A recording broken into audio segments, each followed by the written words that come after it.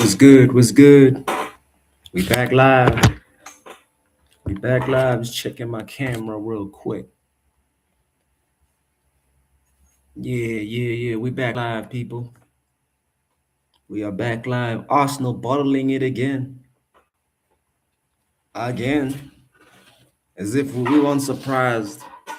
I wasn't surprised. I told y'all that, when we beat Arsenal, that they were going to bottle it. And whoop-de-doo. Whoop-de-doo. Surprise, surprise. Arsenal bottle it again. 2-2 draw to Wolves. Relegation side Wolves yesterday. Shambolic 2-0 up. We're 2-0 up and then lost a 2-0 lead to Wolves. Shambolic. And we love to see it. We love to see it. Let me get the chat warm real quick. We love to see it, man. Arsenal in the pits, bottling it once again. And we've been predicting this, man. We've been predicting this. Shit.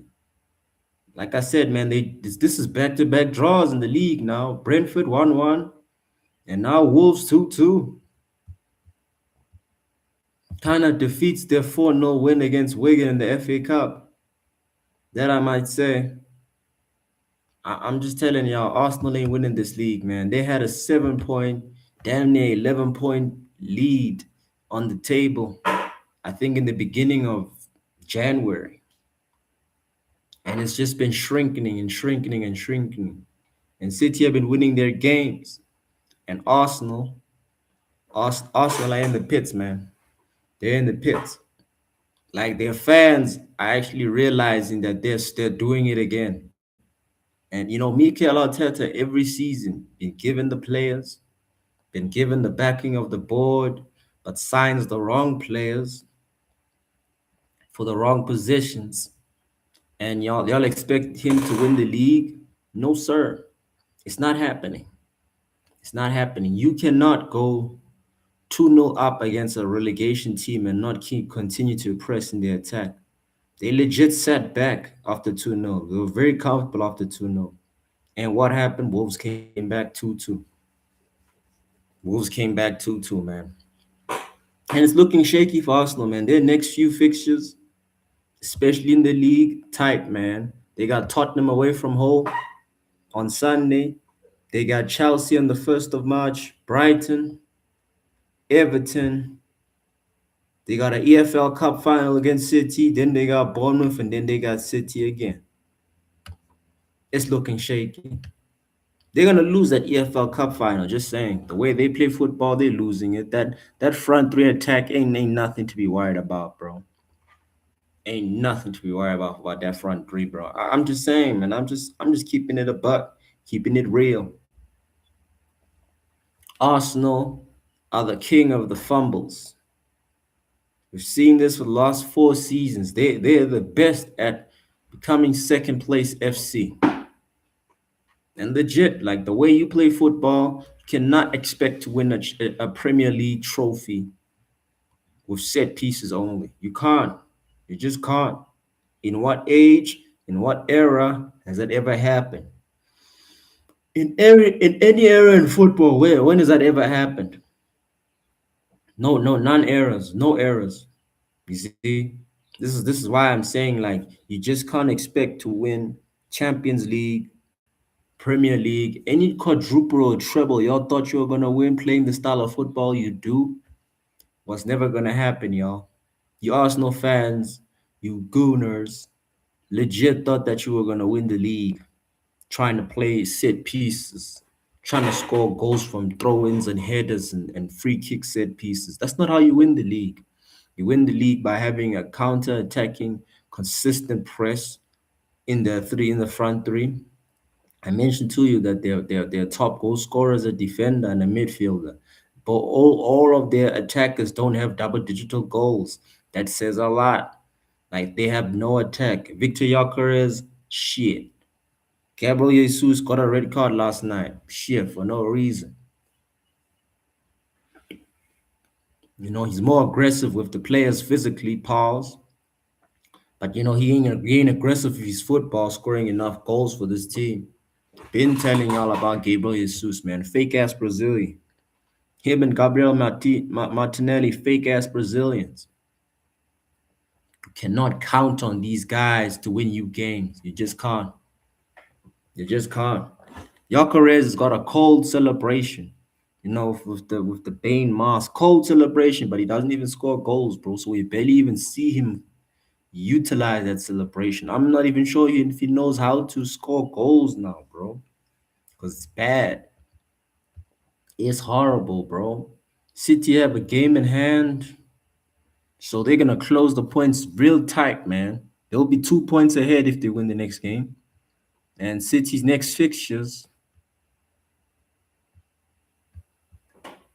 damn, City just beat. Yeah, man. City's next fixtures are gonna be lit for them because this title race, it's now on their hands. It's now in their hands now. They just won 2-0 to Salford City, like in the FA Cup. They got Newcastle at home. They got Leeds United away. They got Northampton Harrington Forest. They got Newcastle in the FA Cup again. And they got West Ham and Crystal Palace. Bro, these guys are looking good. If they can win their next 3 games against City, Leeds, and Forest, they're probably gonna go on top of the table. Because I just don't see Arsenal getting any points from Tottenham and Chelsea. From the way they're playing, Tottenham are gonna upset them. I believe so. With a new manager and Igor, they're gonna upset them, man, and they're gonna have a point to prove, man. They're gonna wanna, in a Northern London derby, stop Arsenal from having any points, any wins whatsoever. And I'm looking forward to this derby. We're probably gonna do a live stream of this derby on Sunday, so stay tuned for that. I'm gonna put out a thumbnail on Saturday so that you guys can be you guys can keep waiting on the lobby. So like this is Arsenal season done. Like it is done. You had the opportunity to increase the point the point gap to 7 to 11 to 12, but you just kept fumbling it. You lost to us. Mm-hmm. You drew to Brentford and now Wolves. Just to see how many points you've dropped. You've dropped, a nice 6 points from losing to Man United. You have. You really have, man. You know, you'll beat Chelsea in the EFL Cup, but let's be real, man. In the Premier League, Chelsea need the 3 points for the top four. And for the top four race, Man United is going to be winning and leading that top four race. We'll get to Man United news in a while, in a minute.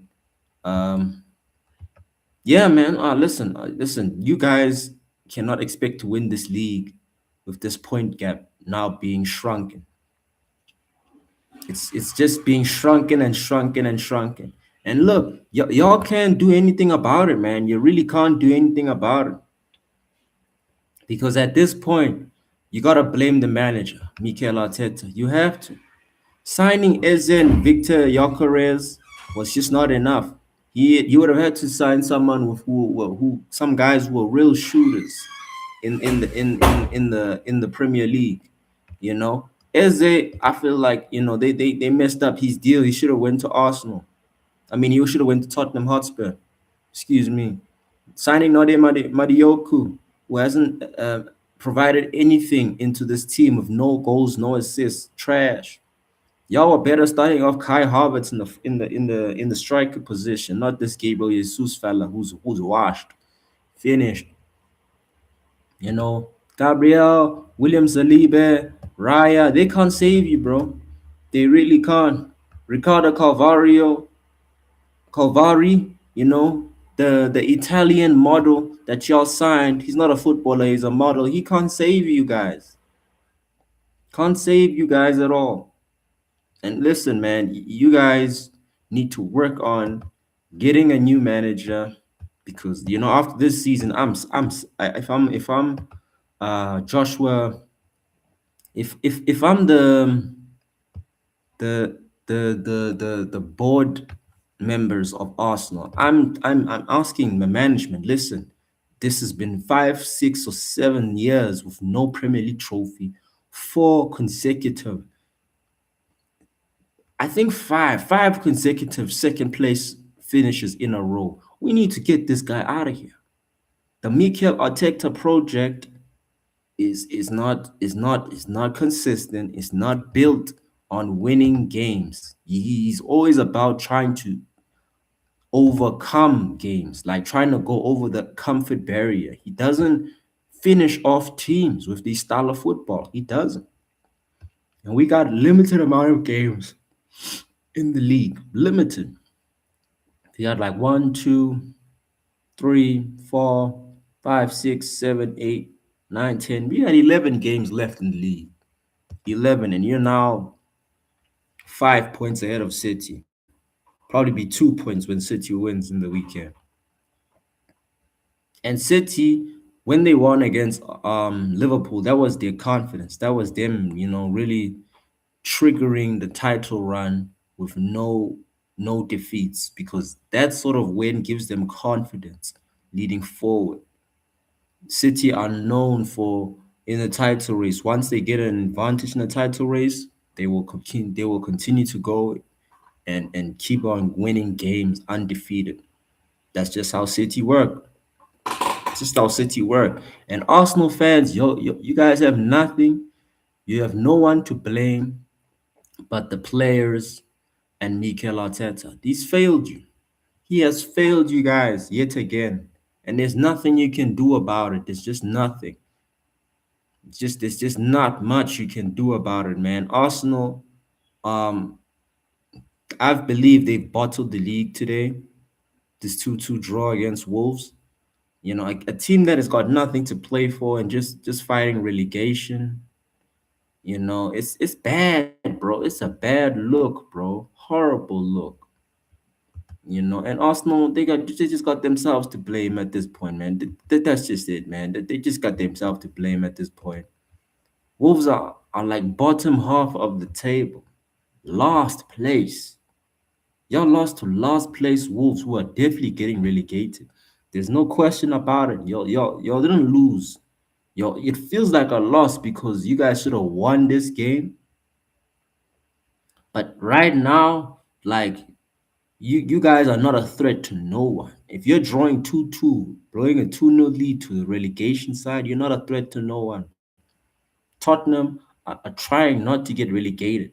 That's why the game against Arsenal is a must win. It's a must win. I don't care, man. Like this live is gonna be short, probably like 50 minutes, pushing it to 40, because we just wanted to hit, and we just wanted to. I just wanted to tell y'all that I told you so. I told you so, bro. These guys are trash. They're not winning the league with set pieces. I've been telling y'all guys when we beat them 3-2. You guys kept asking me, is Arsenal gonna win the league? I kept telling y'all no, because there's a track record, people. There's a track record of these fuckers blowing leads. They just blow leads, bro. And it's not gonna help. It really is not gonna help if you keep playing this style of football, continuing to the end of the season. And what I got from this game is that the players not hungry for the league. They're not. They're not hungry for the league. They reacted in a way of cowardness.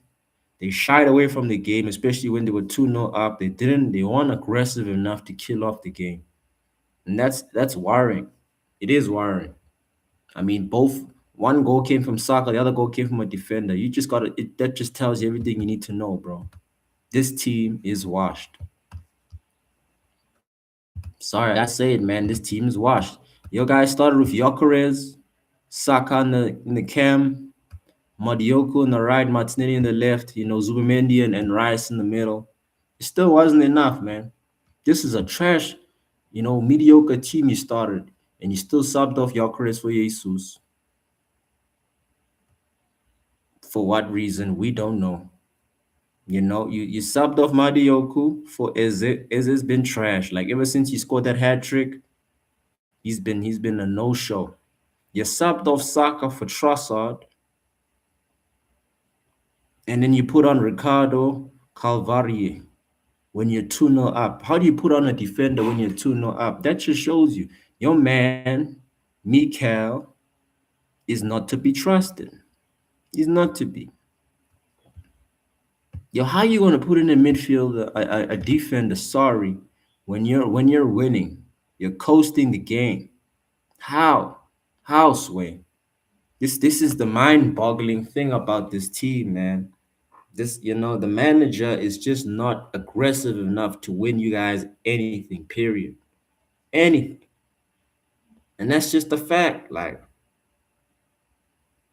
it's bound down to like the team management, player management, the signings, and then the manager. Because nothing in this team gives me title contenders. Nothing in this team gives me we're trying to win the title. 7 draws, seven, 7 draws. That's more than than City, who are the guys fighting for the title. And you expect to win a league with 7 draws, 3 losses that came from us, by the way. You get what I'm saying, man. You dropped too many points to even be considered in the run of this league, man. You've dropped too many points. And in so, closing the statement right now with this Arsenal topic, drawing 2-2, and now Arsenal have now just won 10 points out of a possible 21 games. They lost 7 Premier League games. That's it's not happening. It's not happening, guys. You guys are not winning the league. These stats with your attackers and your run of games is not gonna allow you to win shit. And I'm just being honest. I'm not even hating at this point. I'm just being real. From the way you play football, from the way your players play football, and from the way your manager sees the game and coaches your team, you're not winning anything this season. Even in Champions League, the EFL Cup, you might get lucky in the EFL Cup final, but without City are moving and their team depth, it's gonna be looking spooky for you guys in that final. I'm just gonna be real with you. We'll stream that final also, just for control, just so you guys know that listen, you guys are washed. Just to hate watch also, But moving on from Arsenal, the Butlers FC, you know, we gotta talk about City. Um, City on a good run of four wins in their last 4 games. Great run of form, and it's just gonna get better. They got Newcastle at home, Leeds away, Forest at home, West Ham away, and Palace at home. That is 5 points, 3, 6, 9, 12, 15. They can get 15 points out of that five. They definitely can. They can win all of those games. They just need to win 2 games. Two. Once they win two, then it's done for Arsenal. I believe it's done with Arsenal right now, drawing to a relegation team. Just keeping it real. And at this point in time, City looks super dangerous to the point where like everybody's scoring. The counters looking fresh. The team morale is looking great from 4 wins in a row. And after this draw against Wolves, I believe City have now told themselves that the only people that can bottle this league for us is us. Same with Arsenal. They were their own enemies in this title race, and they fucked it up because the only people that could have fucked it up for Arsenal was Arsenal. And listen, this is what happens. This is what happens when you underestimate how bad your team is and overestimate how good your team is. Because how can you tell me you're gonna win the league when you can't even bag 10 goals out of your front three? You can't even bag 5 assists out of your front three. City's front three is looking spooky. Haaland looking on another run with his confidence coming up. Bernardo Silva, Phil Foden, everybody's fit for City. Everyone's fit, and they still got a bench and depth. So I believe City will get 5 out of 5 wins, probably one draw. But from the way they're playing now, it doesn't even feel like they're gonna get any draws or any losses. It just doesn't. They're gonna win the AFL Cup final, gain some confidence from that, and then smash Chelsea away and smash Arsenal at home, and that's the league done. This is how I predict it. Now, moving on to Manchester United, we got news that United are in a bidding war with Barcelona, considering Marcus Rashford. Now, it's been known that United have said this is rumors. United have said that they've regretted selling, or they regret setting Marcus Rashford's sell price at a particular high. They want 50 mil from Barca. Barca can only afford 30 mil. And from the way Michael Carrick has been talking, he feels like Marcus Rashford can work in his plans in the future. I believe he can't.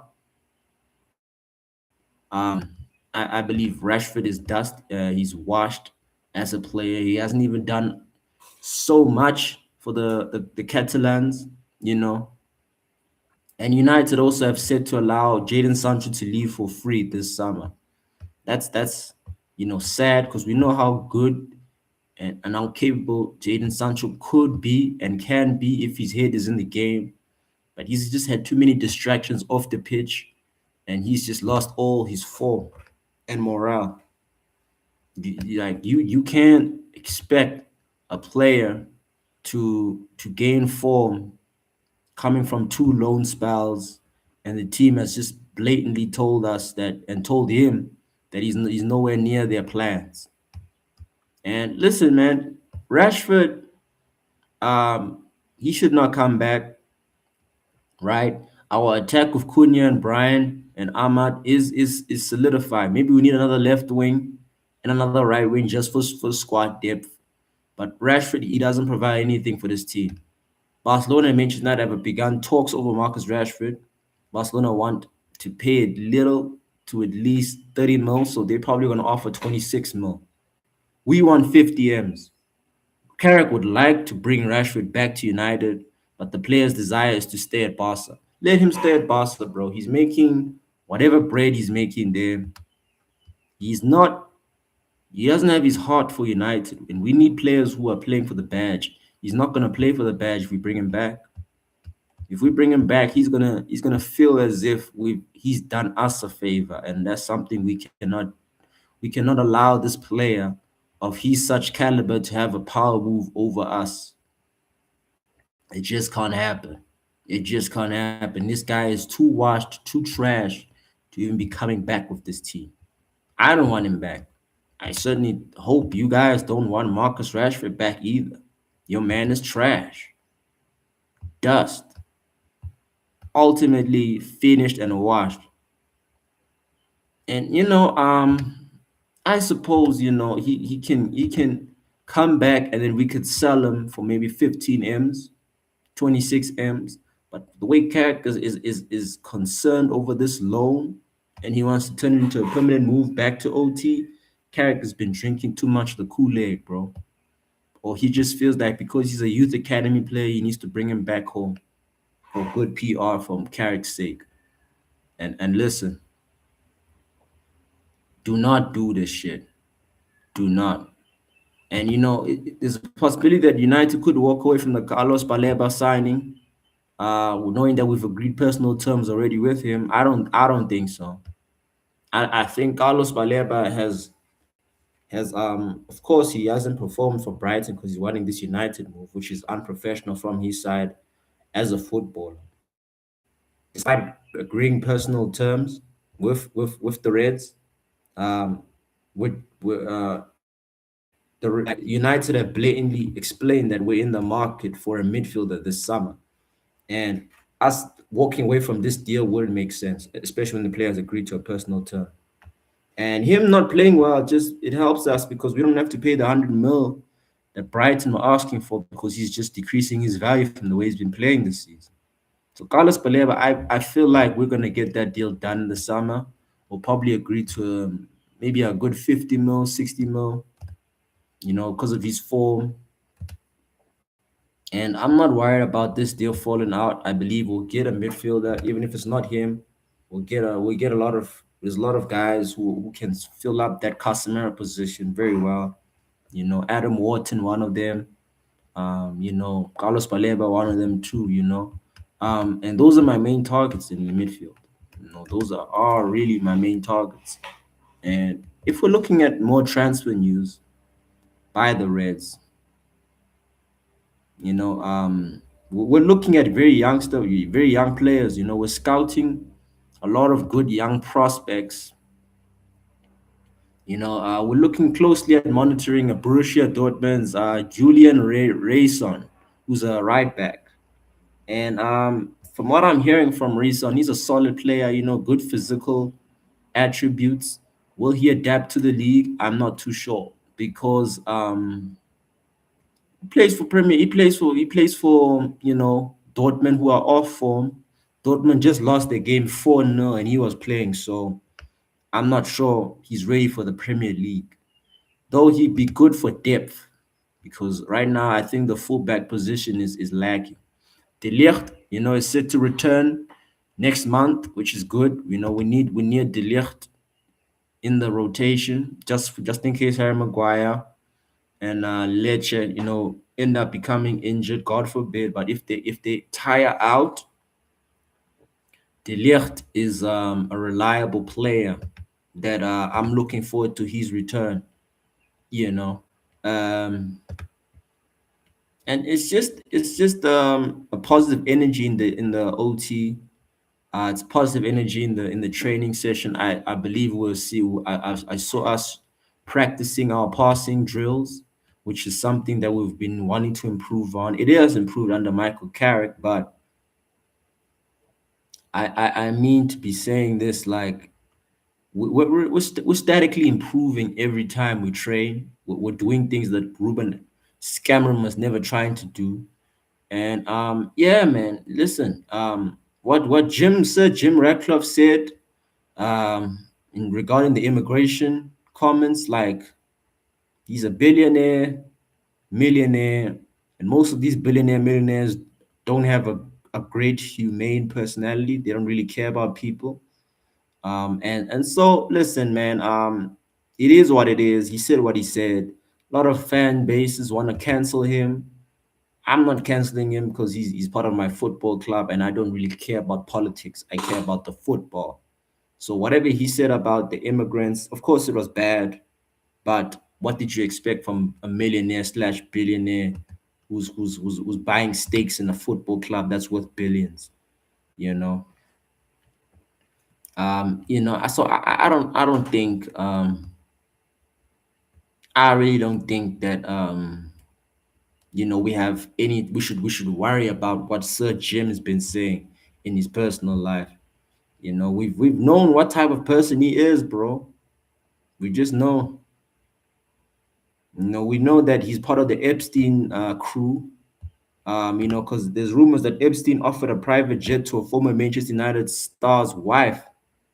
So, hey, man, we know our club is involved with some real haram. But I'm just gonna ignore it because I care about the football. I do not care about the politics of this side. I just don't, man. Like I'm not a narcissist. I'm not gonna tell people that he's a horrible person when we know that most millionaires and billionaires are horrible people. I'm not gonna act here. I'm not gonna act surprised from his comments. I'm just not. This guy is the owner of the biggest club in the world. Of course, he's gonna be a dick. I mean, when he came through, he fired so many people from staff, telling them to get a new job and fucked them off.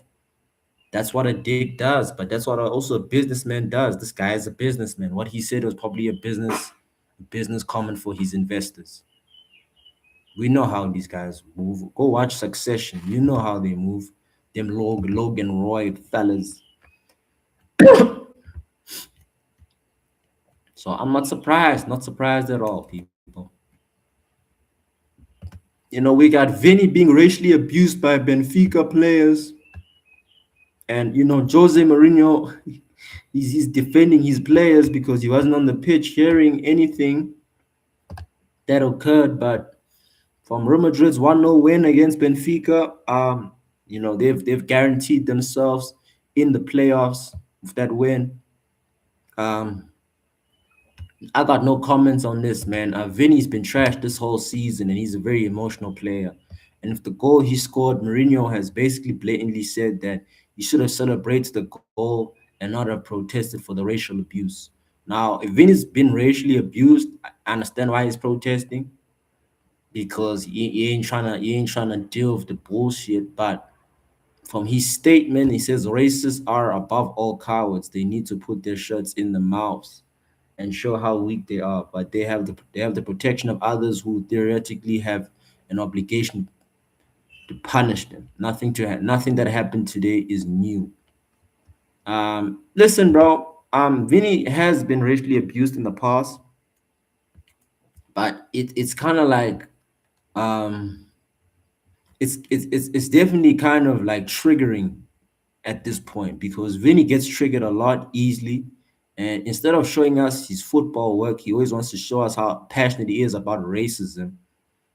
But we're not going to ignore how trash this guy has been this season. So, he always does this. The only headlines you get from Vinny is him being racially abused. You don't get headlines of Vinny scoring a hat trick, Vinny scoring 4 goals, Vinny's saving Madrid season, Vinny winning the game. You don't. In a game like this where he won the game, he made it about the races. Like you scored the goal, bro. That racist comment should just be ignored because you scored the goal. But because this Madrid team is the most emo team I've ever seen, they really get these comments. They allow these comments to get to your boy Vinny. And Mbappe is trying to defend him and stuff like that. He's trash also, bro. Yeah, I know he's the top goal scorer in La Liga, but he's just been dust for them in the Champions League.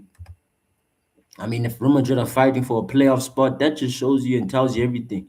These players are hiding under racism when they're trash on the football pitch. And Mourinho kind of exposed that because he was telling them, like, why don't you celebrate the goal?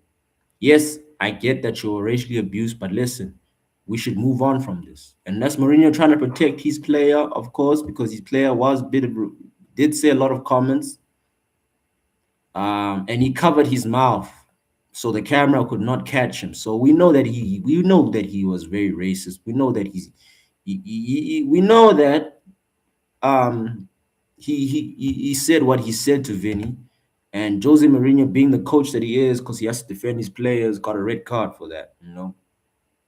That it just is what it is, man. We're not gonna see him in the Bernabeu. He's returned to the Bernabeu.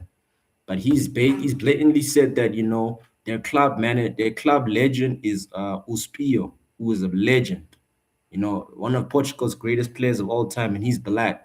So he basically said that Benfica is not a racist club, but if one of your players is being racist and you're trying to defend the brand, that's what you're gonna say. Mourinho basically said that I'm not a racist, I have black friends. That's what he said. And Vinny was celebrating, bro. Like, he did like a weird celebration by the corner. So I would have thought that he ignored it. And the way he celebrated, Mourinho thought that he also ignored it, but Vinny's very emotional. And he scored a very good goal, very great finish. But it just seems like he cannot let his football do the talking. He has to just always stand up for the racism thing, in which is right. It's great. It's great. It's amazing. But they gotta call this racism out, man. It's getting old, man. It really is getting old. It really is getting old. And I'm hearing that he wanted Vinny to get a second red card because of his celebration. But when you keep talking and you keep talking trash, bro, the way Mourinho talks trash, you're bound to get a red card. So I'm not surprised, man. I'm not surprised. Neither am I shook at this Portuguese guy defending his Portuguese guys. You know, he ain't even black himself. So let's just move on from that chat because it's just getting ridiculous at this point, man. You know, football used to be about football. Now it's about theatrics like this. You know, like yeah, we're not with racism on this channel, but let your football do the talking, man. Like you could have just scored your goal, done your celebration, and just moved on. Like that was you, you know, like shutting down the racism coming from that player because you just won the game for your team. But Vinny is emotional. He pressed the referee. The referee pressed Mourinho. Mourinho got a red card. Whole lot of drama that could have been avoided because you scored the winning goal. But that's just my opinion, bro. Juventus lost 5-2 to Galatasaray. I'm liking this UEFA format, bro. Like anyone can beat anyone in any given day, on any given day, man.